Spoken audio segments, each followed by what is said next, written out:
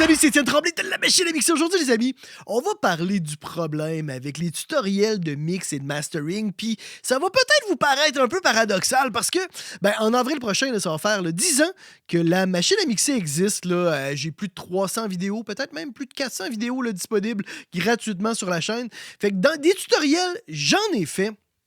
Mais un des gros problèmes, à mon avis, des tutoriels, puis c'est exacerbé, à mon avis, là, puis là, ça fait beaucoup d'avis que je vous donne, là, mais c'est exacerbé, je pense, en plus, à cause des plateformes comme TikTok puis Instagram, que là, le contenu est de plus en plus court, puis le niveau d'attention est de plus en plus court.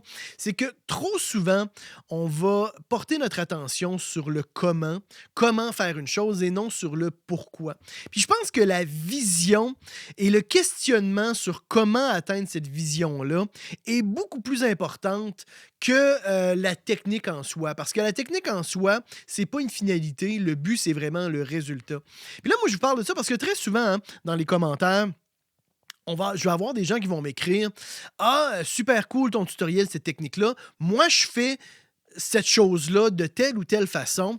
Est-ce que j'ai tort de faire ça? Puis dans 100% des cas, moi, je vais toujours répondre, est-ce que ça fonctionne pour toi? Est-ce que tu es satisfait du résultat? Si oui, go for it. Parce que je peux pas dire à quelqu'un que sa façon de faire est pas bonne si le résultat fonctionne. Puis c'est probablement une des choses qui va distinguer les gens qui vont réussir dans l'industrie versus ceux qui vont pas réussir. C'est que les gens qui vont réussir dans l'industrie vont avoir développé leur propre façon de faire au service du résultat, vont à un moment donné se libérer justement de toutes les préconceptions sur la bonne façon de faire, mais vont toujours avoir comme objectif la vision, le résultat. Fait que moi, je vous encourage vraiment à développer vos goûts personnels, à développer votre propre façon de faire. Moi, entre guillemets, là, j'ai eu la chance, lorsque j'ai débuté ma carrière, que YouTube n'existait pas. Fait que j'ai galéré, j'ai quand même pédalé, j'ai perdu beaucoup de temps à faire des essais et erreurs, mais ça a eu comme effet positif que j'ai appris à développer mes propres techniques, mes techniques personnelles pour, encore une fois, obtenir le résultat. Mais comme je vous dis, hein, il y a 10 000 façons d'obtenir un même résultat. Puis je pense que l'important, c'est que vous utilisiez la façon d'y aller avec la façon que vous maîtrisez, puis qui vous convient, puis qui fonctionne avec vos outils, vos goûts personnels, etc. Il y a le grand réalisateur, le Rick Rubin, qui a dit dans une entrevue que lui, lorsqu'il fait quelque chose, il se fout complètement des attentes du public. Puis c'est pour ça que ça a un succès commercial.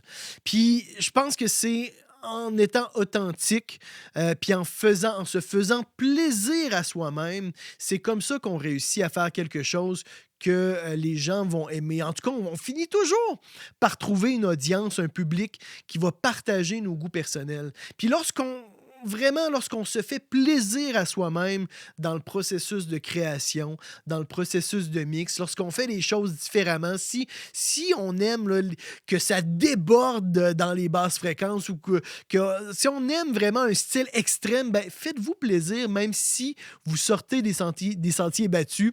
Puis je pense que c'est comme ça que vous allez trouver une audience qui, encore une fois, va reconnaître que justement cet effort-là, puis cette authenticité-là, puis qui va partager vos goûts personnels. Fait que voilà, c'était juste là une petite vidéo sur, sur les limitations, à mon avis, là, des fois, des tutoriels de mix. J'espère tout de même que vous allez continuer à regarder mes vidéos, mais je vais faire l'effort toujours et encore et de plus en plus de nuancer quand même mon propos, et n'ayez pas peur toujours de contredire ce que je vous dis et de ne pas être d'accord, et surtout gardez une vision de ce que vous voulez faire puis écoutez pas ce que les gens vous disent.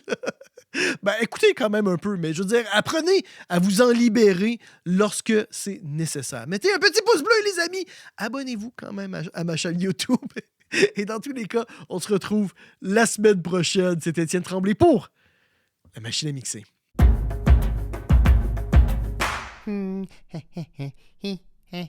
Abonne-toi. N'aie pas peur.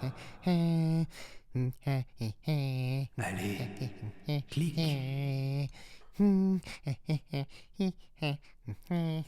Abonne-toi.